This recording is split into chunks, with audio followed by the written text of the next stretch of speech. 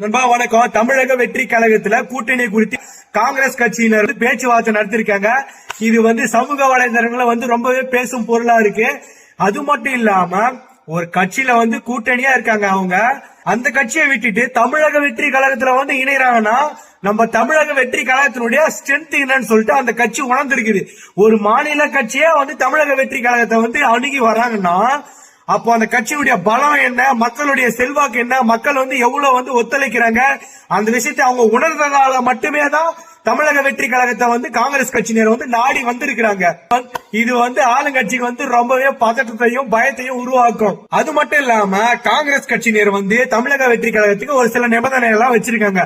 அது என்னன்னு பாத்தீங்கன்னா 60 தொகுதிகளை ஒதுக்கணும் அப்படின்னு சொல்லியிருக்காங்க. அது மட்டும் இல்லாம கேரளா, புதுச்சேரி ஆகிய மாநிலங்களுக்கு பிரச்சார பயணத்தை மேற்கொள்வதற்கு நேரில் வரணும்னு சொல்லிட்டு ஒரு நிபந்தனையை கொடுத்திருக்காங்க.